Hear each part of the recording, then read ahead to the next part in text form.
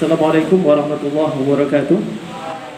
Bismillah walhamdulillah, la haula wala quwata illa billah, wassalatu wassalamu ala sayyidina Muhammad rasulillah, la nabiyya wa rasulullah ba'da.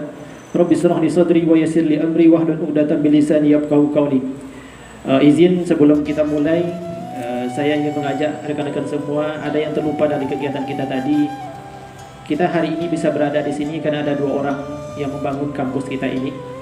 Almarhum Dr. Marida Arbis dan juga almarhumah Ibu Dr. Haja Maimunah Umar MA, yang mereka, jikalau kita tanya sejarahnya bagaimana mereka membangun kampus ini dari mulai triplek dan segala macamnya, itu bertungkus lumut, bahkan rela untuk tidak makan tidak tidur untuk membangunnya, maka ada baiknya kita sama-sama kirimkan Al-Fatihah. Mudah-mudahan mereka mendapatkan kebaikan dari apa yang telah mereka lakukan di dunia ini. Ala hazihi ya kiramil Fatihah. Baik,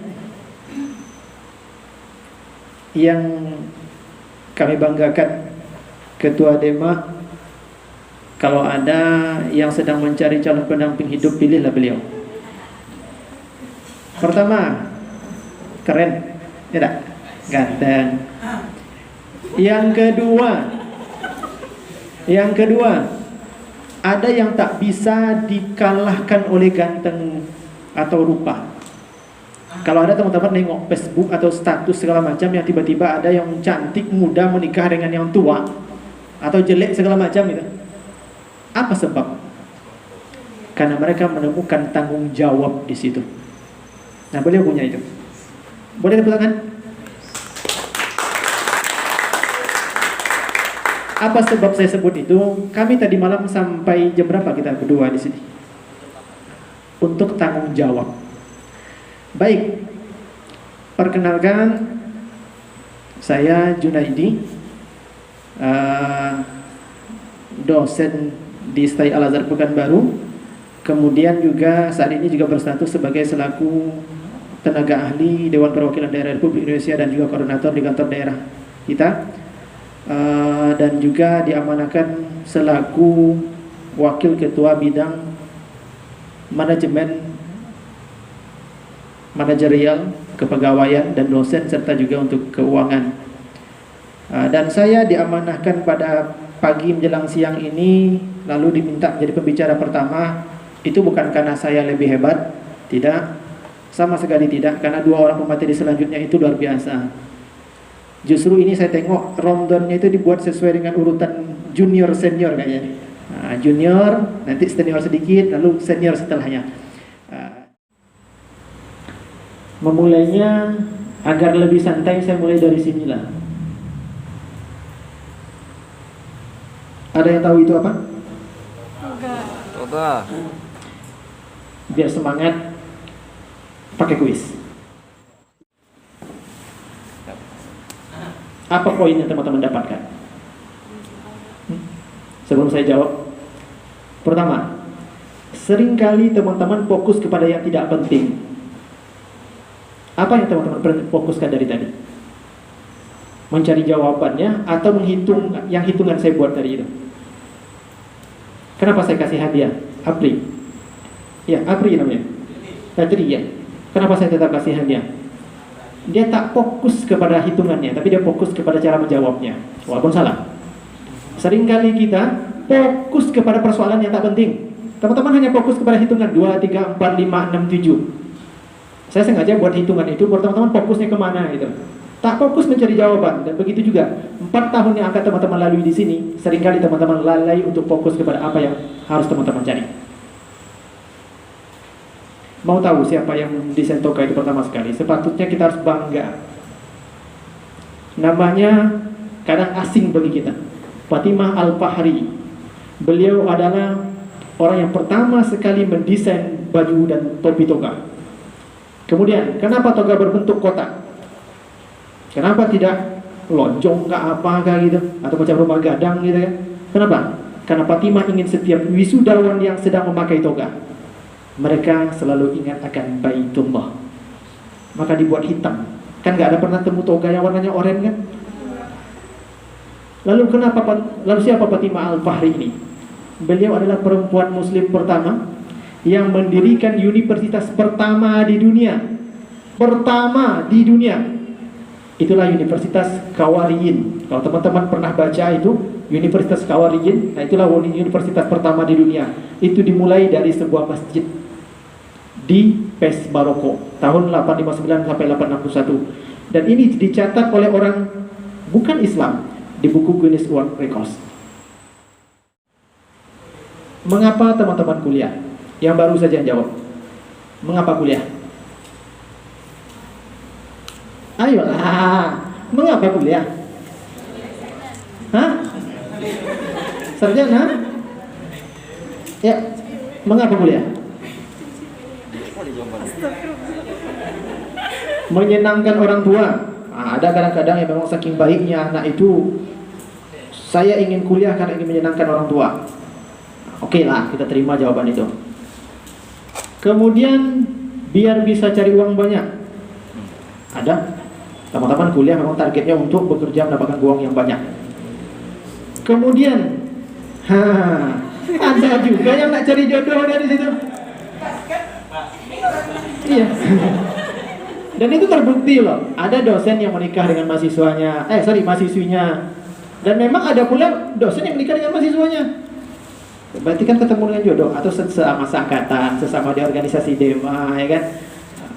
Tak ada salahnya. Kemudian, ini yang paling bahaya sebetulnya. Atau sekedar isi waktu daripada tidur di rumah. Ini kalau ini nggak usah aja kuliah kalau begitu. Tidur aja lah di rumah. Karena capek-capek aja nanti. Saya harap teman-teman tidak berada di situ. Apakah untuk dapat ijazah? Ya, yang hari ini niatnya kuliah hanya untuk dapatkan ijazah. Angkat tangan. Berarti jangan usah. Besok 4 tahun yang akan datang tak usah minta ijazah ke kita ya. Naik pangkat. Ini bagi yang sudah bekerja. Karena butuhnya satu misal gitu. Atau gaji berlipat. Karena di pemerintahan ada tuh surplus dan segala macam. Teman-teman kayak yang dokter dengan yang masih S2 berbeda.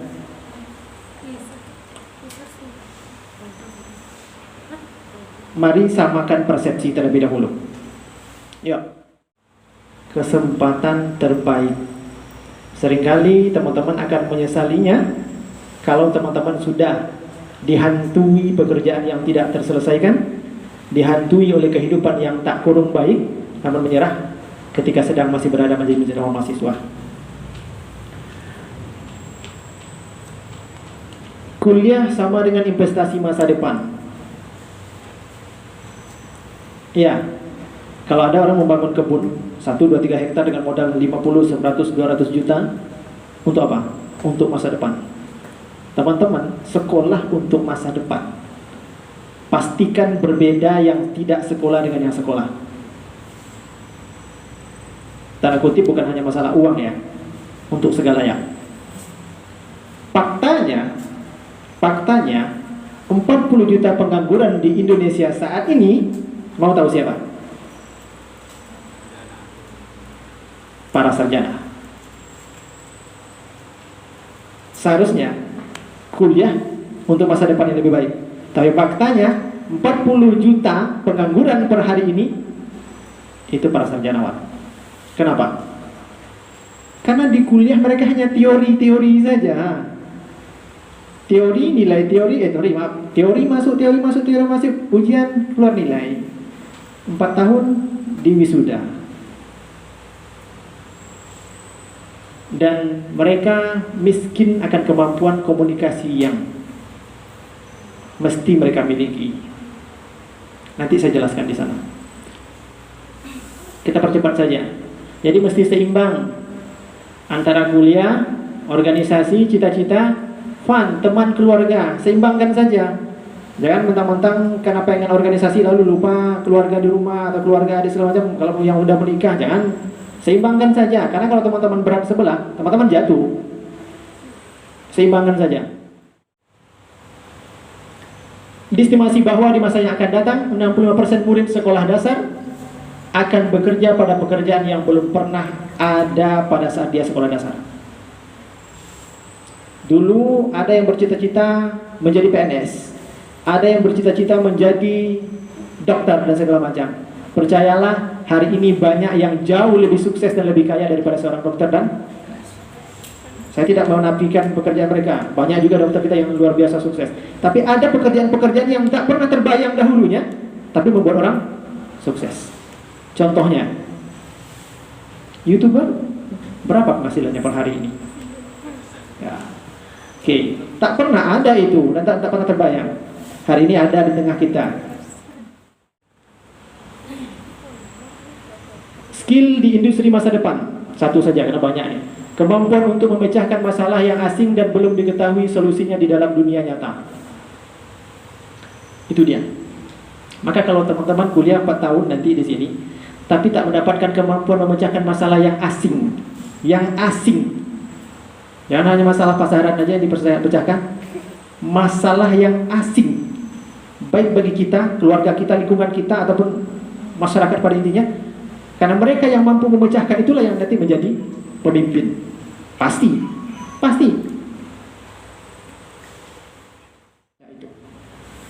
Kemudian mencoba dan selalu mencoba serta jangan takut menerapkan prototipe teknologi terbaru. Banyak di antara kita alergi dengan teknologi.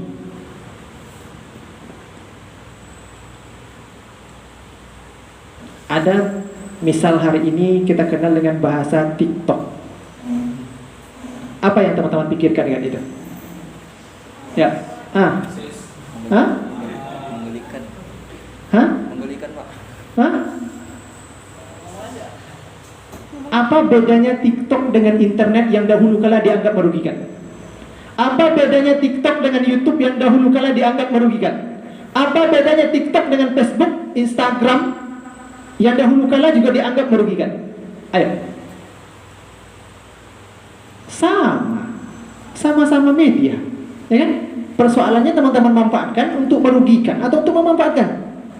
Per hari ini banyak kita terjebak alergi dengan pembaharuan teknologi. Orang udah kemana dengan TikTok? Penghasilannya puluhan juta, ratusan juta, miliaran. Nah kita, haram itu. Iyalah, kalau nengok tidak-tidak itu udah haram.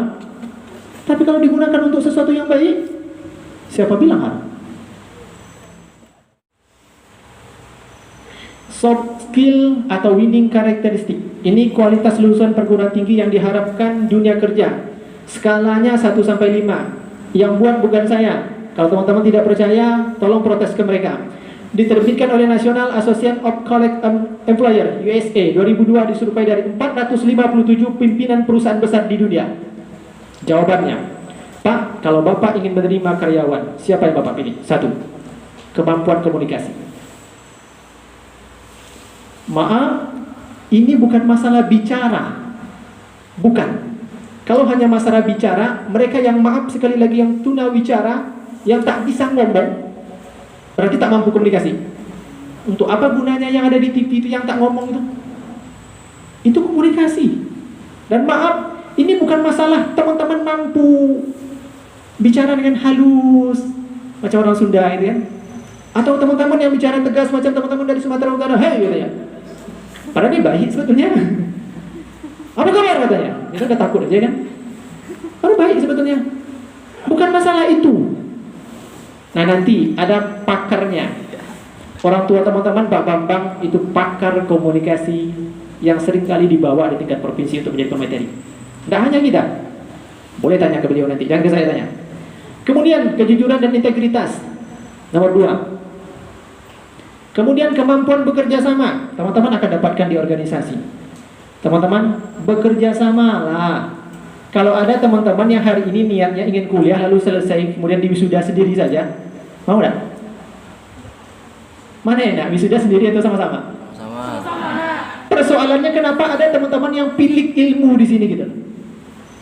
Saya mengalami, ada teman-teman, maaf ya, informasi dia makan sendiri, dia bawa tidur sendiri, dia datang ke kampus sendiri setelah itu. Akhirnya informasi ternyata batal pula. Rugi sendiri dia.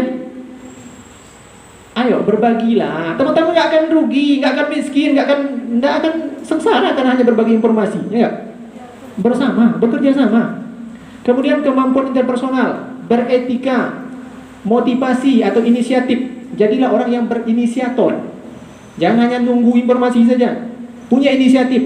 Kemudian kemampuan beradaptasi. Ini terkait teknologi ini, kemampuan beradaptasi, kemudian daya analitik, analisanya. Perhatikan, ada 2 poin yang berjajar. Ini materi yang saya sampaikan. Pertama, kemampuan komputer atau IT, informasi teknologi. Kemudian kemampuan berorganisasi, ada di 2 poin yang berdempetan.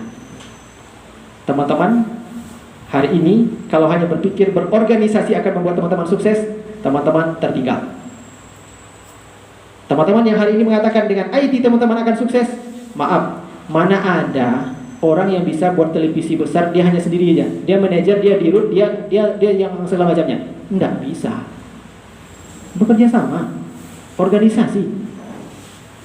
Kemudian berorientasi pada detail, kepemimpinan. Nah, ini yang tema kita, kepemimpinan ada di nomor 12. Kepercayaan diri, ramah. Kemudian sopan. Masuk dalam kriteria Pak. Kalau Bapak ingin pilih karyawan siapa Pak? Yang sopan. Jadi maaf sekali lagi, kadang-kadang ada kita yang tak sopan. Yang tak sopan itu, orang yang tak sopan juga tak suka ke dia. Dia tak sopan, tapi ada orang yang tak sopan ke dia juga tak suka. Saya tak sopan ke dia tak sopan. Padahal dia tak sopan juga tuh. Begitulah tuh parahnya tidak sopan. Kemudian bijaksana, dan perhatikan nilai yang kita bicarakan di awal tadi, IPK yang teman-teman cari dari sekarang itu poin ke-17. Bukan berarti tidak perlu nilai. Nanti teman-teman gara-gara tidak punya nilai tak bisa mulai ke PNS gitu ya. Tapi poin ini keberapa gitu loh. Maka orang sukses berhenti mencari alasan. Berhenti mencari alasan. Cemeeh Pak, tak ada modal Pak, tak bisa Pak, tak urusan kami Pak, kan kuliah yang disuruh Pak. Alasan doang tuh ya.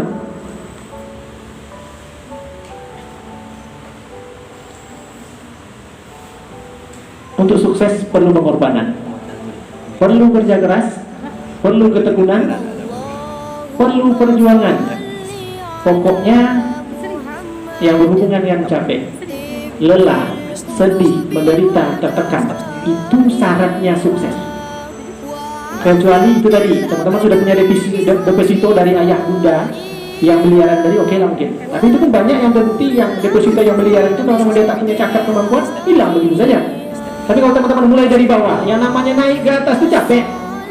Kalau ada teman-teman kuliah nanti sampai 4 tahun ke depan tak ada merasakan capek, tak punya pengorbanan, tak ada tantangan, maaf, teman-teman tak akan berhasil.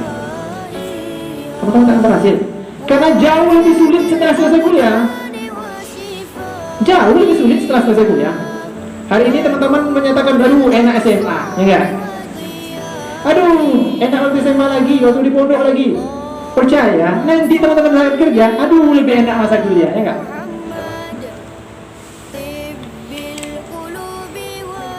Banyak orang ingin sukses, sedikit yang mau berproses untuk sukses. Kemudian kebalikannya, semua orang tidak ingin gagal. Saya yakin semua yang hadir ini tak mau gagal nih. Terbaik termasuk dari acara kita ini, ada nggak yang mau acara ini hanya sia-sia saja? Ya, saya sudah habiskan waktu 1,5 hari, 5. Seharusnya saya bisa jalan-jalan kemana gitu kan, atau saya bisa tidur di rumah. Tapi faktanya banyak orang yang sedang berproses untuk gagal. Saya tidak katakan teman-teman yang hari ini tidak bisa datang, kalau kecuali memang karena keadaan tak bisa datang. Beda ya dengan yang memang mencari-cari alasan untuk tidak datang. Pastikan teman-teman berbeda hasilnya. Dan itu ada di teman-teman. Saya bangga berada di sini. Saya berada di tengah-tengah orang sukses semua. Bukan yang apa-apa. Ini ya, siapa nih? Pak Bambang tadi. Ini 30 juz hadisnya, bahkan diakui nasional sebagai pembicara tahfiz untuk bahasa Inggris nasional. Ini teman-teman perjuangan saya di sini, yang sampai malam, sampai subuh bahkan kami berjuang untuk sebuah akademisi. Dan bahkan beliau ini sering mengingatkan, Pak Jun, mau nginap di sini. Artinya, kalau teman-teman ingin berhasil dari organisasi ini, apakah dengan IT atau dengan apapun itu, maka lakukanlah dengan sungguh-sungguh. Mau atau tidak mau, itu saja. Baik, pesan saya kepada tema dan juga kepada teman-teman nanti, tolong bentuk divisi bagian IT-nya. Ya, terima kasih.